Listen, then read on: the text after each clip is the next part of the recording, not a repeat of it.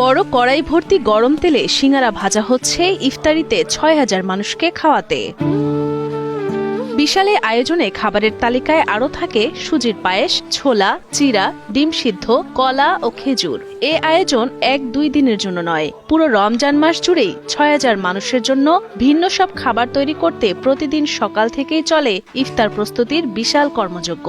একদল ব্যস্ত থাকেন সিঙ্গারা তৈরিতে, আরেক দল ব্যস্ত দুধ সংগ্রহ করে সুজির পায়েস বানাতে। এভাবেই সকলে মিলে ব্যস্ত সময় পার করেন ইফতারি তৈরি করতে। ১৭৫ কেজি ছোলা ভিজি দুধ আনলে দুধ জ্বালাইয়ে ফিন্নি তৈরি করতে। ইফতারের আগ মুহূর্তে রোজাদারদের জন্য প্লেট ভর্তি খাবার সাজিয়ে রাখেন স্বেচ্ছাসেবকরা। রোজাদারদের সেবায় এখানে নিয়োজিত থাকেন প্রায় ৩০০ জন স্বেচ্ছাসেবক। আমরা সবাই এখানে স্বেচ্ছাসেবী হিসেবে আছি।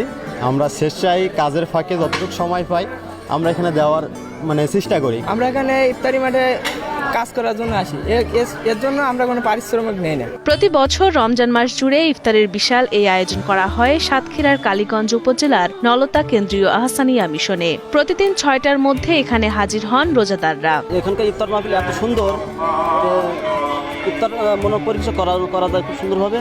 আর দূর দূরান্ত থেকে হাজার হাজার মানুষ এখানে আসে ইফতারি করতে। আমরা 10 থেকে 15 জন লোক আইছি এই নলতা শরীফে ইফতারি করব, আমাদের বহুত দিনের আশা। কিন্তু আজকে আমরা সকল মিলে এসে এখানে পৌঁছাইছি কিছুক্ষণের ভিতরে।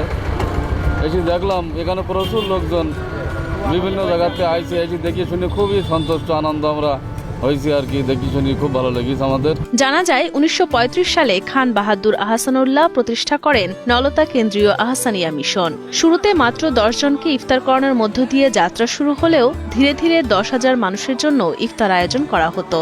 খান বাহাদুর আহসানুল্লাহর মৃত্যুর পরও বিশাল এই আয়োজন চলমান রেখেছেন প্রতিষ্ঠানের সদস্যরা। আমরা এখানে প্রতিদিন প্রায় ৬,০০০ ইফতারির আয়োজন করে থাকি এবং বিভিন্ন আশেপাশের মফস্বল এরিয়া থেকে সবাই আল্লাহর ওলির রওজায় এসে আত্মার পরিশুদ্ধির জন্য এক জায়গায় ইফতারি করাটাকে সবাই মনে করে যে একটা ভালো কাজে অংশগ্রহণ করছি, সেই জন্য সবাই একত্রে এসে ইফতারি করে।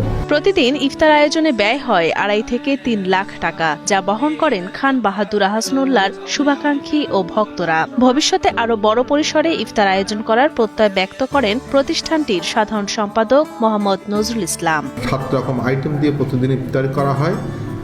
খেজুর, ছোলা, সিংড়া, চিড়া, ফিন্নি, ডিম দিয়ে ইফতারি করানো হয় এবং এই ইফতারি আয়োজন করতে আমাদের প্রায় ৩০০ মতো ভলেন্টিয়ার স্বেচ্ছাসেবক এরা অক্লান্ত পরিশ্রম করে এবং ১৫ থেকে ২০ জন বাবুর্চি সেই সকাল থেকে আরম্ভ করে ৩টা পর্যন্ত এই রান্নার কাজগুলো করে থাকে। এই ইফতার মাহফিল